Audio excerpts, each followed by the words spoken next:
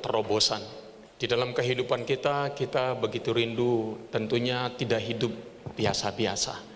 Hidup normal kita itulah hidup yang dimana kita hidupin ya bukan dengan kekuatan kita, tetapi hidup yang normal orang percaya itu adalah hidup yang senantiasa dipenuhi oleh roh, ya dipimpin oleh roh dalam kehidupan kita. Nah, saudara, tentunya untuk ke sana kita perlu terobosan dalam hidup kita. Ya, semua orang suka dengan mengalami terobosan dalam kehidupan keluarga, terobosan dalam kehidupan keuangan, terobosan dalam mengikut Tuhan. Kita suka dengan yang namanya terobosan. Saudara, terobosan itu terjadi ketika apa? Ketaatan ditambah ketekunan, dan bukan hanya itu, saudara, tetapi perlu apa? Intervensi dan keterlibatan dari Allah. Kalau saudara mau mengalami terobosan dalam hidup rumah tanggamu, saudara harus taat kepada firman Tuhan. Saudara perlu taat kepada firman Tuhan. Nah, ketika saudara belum melihat ada terobosan, saudara perlu tekun. Jangan satu kali, dua kali saudara langsung nyerah. Nggak bisa, saudara. Saudara, kita harus tekun. Saudara belum melihat ada terobosan dalam keuanganmu, taat kepada firman Tuhan, taat memberi, kasih perpuluhanmu. Firman Tuhan itu kerap kali, saudaraku, bertentangan dengan logika kita. Kerap kali kita nggak mau taat, kenapa? Bertentangan dengan logika kita. Contohnya, saudara, mengampuni. Ada apa sih di balik pengampunan? Kita pikir kalau mengampuni enak aja dia yang menyakiti kita. No. Saudara tahu, di balik pengampunan itu ada berkat di dalamnya, ada sukacita di dalamnya. Makanya hidup orang yang tidak mengampuni hidupnya berat loh, saudara. Di dalam hatimu penuh dengan kemarahan, di dalam hatimu penuh dengan penghakiman dan penghukuman. Makanya hidupmu berat. Orang yang mau mengampuni hidupnya sangat ringan. Berat awalnya, tapi ketika dia berani mengampuni, hidupnya ringan, hidupnya rileks. Kalau engkau tidak mengampuni, hidupmu sedang dikontrol oleh orang yang menyakitimu. Jadi sebenarnya di balik pengampunan itu ada berkat besar, ada sukacita, ada kebahagiaan, ada hidup yang rileks. Saudara mengampuni, datang lagi dalam ingatan saudara, ampuni lagi, datang lagi, ampuni lagi, terus sampai itu jadi gaya hidup, sampai saudara ingat nggak sakit lagi. Itu artinya saudara sudah mengampuni. Amin. Nggak mungkin melupakan. Saudara bisa melupakan peristiwa yang sangat berat dalam hidupmu? Nggak bisa. Saudara tidak bisa melupakannya, tetapi saudara ketika mengingatnya, engkau tidak sakit hati lagi. Itulah engkau sudah mengampuni. Di dalam kehidupan kita, di dalam keluarga suami istri, saudara akan mengalami itu. Kehidupan dengan anak-anak, kita akan mengalami hal tersebut. Tapi saudaraku, disitulah kita perlu taat. Amin. Taat terus apa? Tekun. Amin. Terus menerus. Dan ketika ada intervensi, keterlibatan dari roh Allah, akan terjadi namanya terobosan. Keuangan juga begitu, tekun terus, tabur aja, saudara, tabur aja. Karena katanya orang yang menabur pasti akan menuai, betul nggak? Bagaimana saudara bisa mengharapkan menuai, saudara nggak pernah menabur? Nah, mari kita lihat perintah Yesus sebelum naik ke surga apa? Yang demikian katanya, telah kamu dengar daripadaku, sebab Yohanes membaptis dengan air, tetapi tidak lama lagi kamu akan dibaptis dengan Roh Kudus. Dan janji Tuhan, kalau Roh Kudus turun ke atas kamu, kamu akan jadi saksiku di Yerusalem, Yudea, Samaria, sampai ke ujung bumi. Makanya Tuhan bilang, hei, jangan pergi kemana-mana dulu, tetap tinggal di sana. Nah, respon murid apa? Ketaatan murid apa? Baca sama-sama, 1, 2 ya. Maka kembalilah rasul-rasul itu kemana? Ke Yerusalem, dari bukit yang disebut Bukit Zaitun, yang hanya seperjalanan sabat jauhnya dari Yerusalem. Mereka balik karena Tuhan berkata kembali ke Yerusalem. Tunggu di sana, murid taat. Nah, berapa hari setelah Yesus berkata kembali ke Yerusalem, terjadi terobosan? 10 hari. Hari pertama nggak terjadi apa-apa, hari kedua nggak apa-apa, terus berdoa, terus merindukan Tuhan, terus hari ketiga, hari keempat, hari kelima, belum terjadi, hari ke-9, dan sampai pada hari ke-10, bang. Kualitas ketekunan itu sangat penting untuk umat Tuhan, karena katanya Orang yang bertahan sampai kesudahannya akan selamat.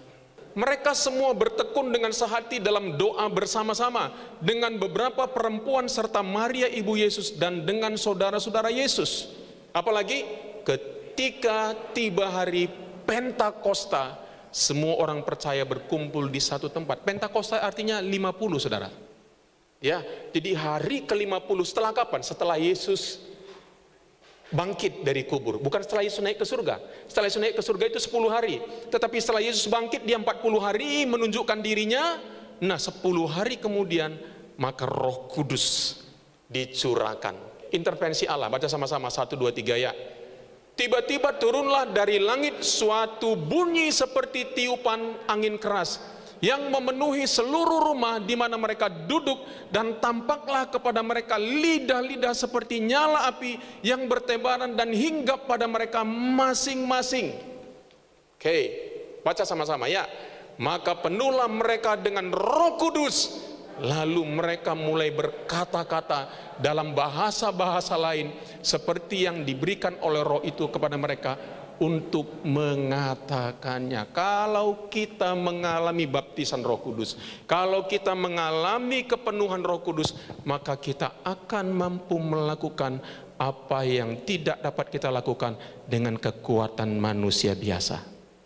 Kalau engkau mengalami baptisan Roh Kudus, bukan cuma hanya mengalami baptisan, tetapi setiap hari mengalami kepenuhan Roh Kudus, maka engkau akan mampu melakukan sesuatu yang tidak dapat engkau lakukan dengan kekuatanmu sendiri. Pertanyaan saya hari ini, apakah yang hari-hari ini engkau selalu gagal? Kau tidak dapat melakukan sesuatu dengan kekuatanmu sendiri, engkau sedang membutuhkan kuasa Roh Kudus di dalamnya.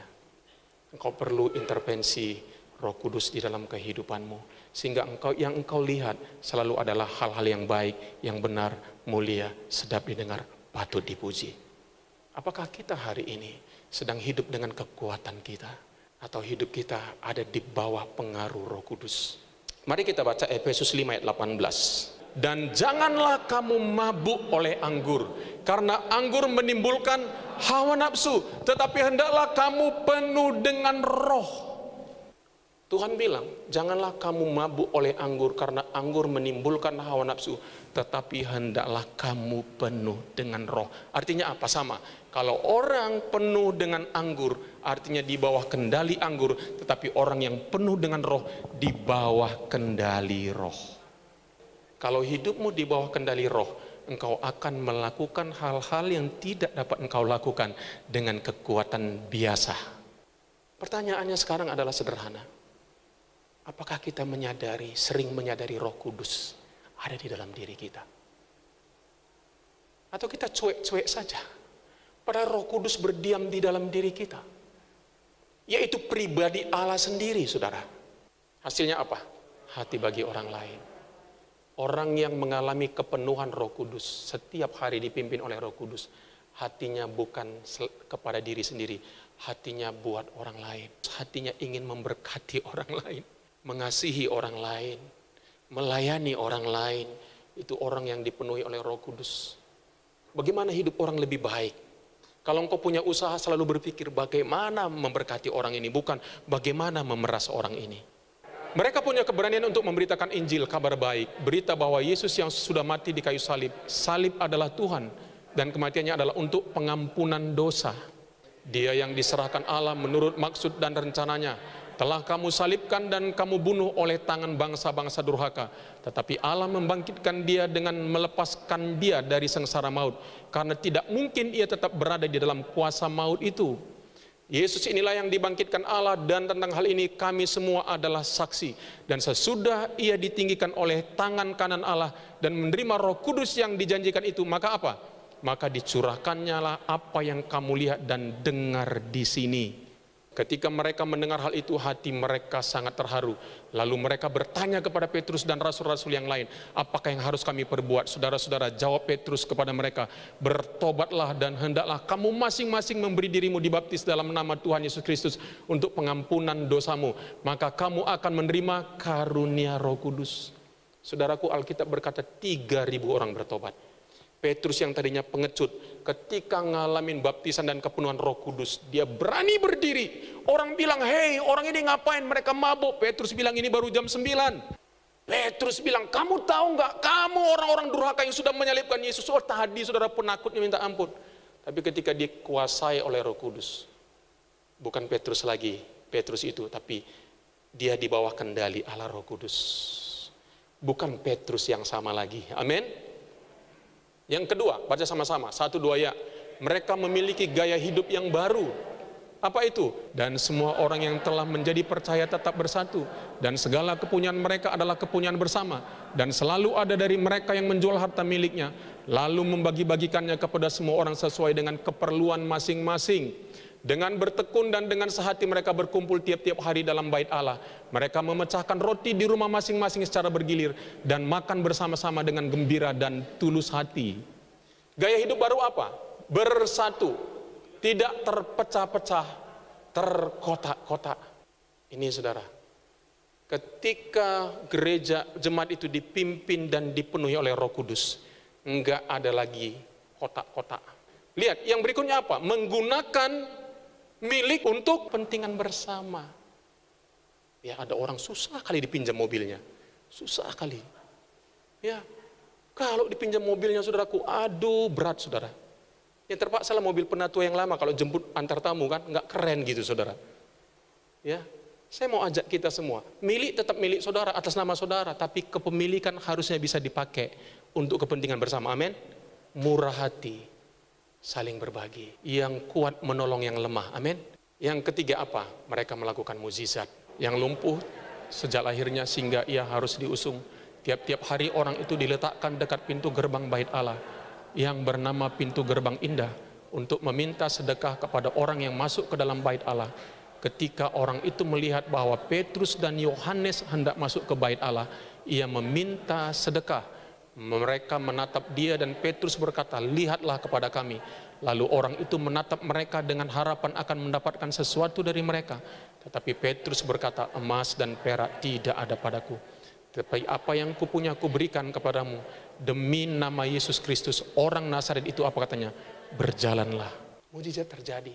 Lalu ia memegang tangan kanan orang itu dan membantu dia berdiri. Seketika itu juga kuatlah kaki dan mata kaki orang itu.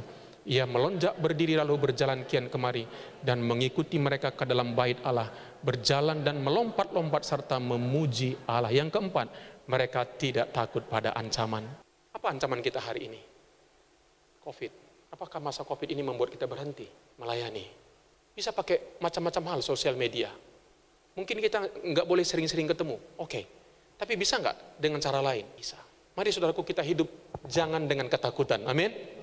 Jangan hidup dengan ketakutan. Makanya sekali lagi, berita yang saudara baca haruslah berita yang menguatkan iman saudara. Amin. Berita yang membuat saudara dibangkitkan kekuatannya. Itu firman Tuhan. Itu adalah sumber terbaik. Amin. Tetapi supaya hal itu jangan makin luas tersiar di antara orang banyak, baiklah kita mengancam dan melarang mereka supaya mereka jangan berbicara lagi dengan siapapun dalam nama itu. Dan setelah keduanya disuruh masuk, mereka diperintahkan supaya sama sekali jangan berbicara atau mengajar lagi dalam nama Yesus. Tetapi Petrus dan Yohanes menjawab mereka, silakan kamu putuskan sendiri, manakah yang benar di hadapan Allah, taat kepada kamu atau taat kepada Allah. Sebab tidak mungkin bagi kami untuk tidak berkata-kata tentang apa yang telah kami lihat dan apa yang telah kami dengar. Saudara, murid menolak untuk tunduk di bawah ancaman saudara. Mari hidup kita, biar hidup kita dipenuhi dan dipimpin oleh Roh Kudus.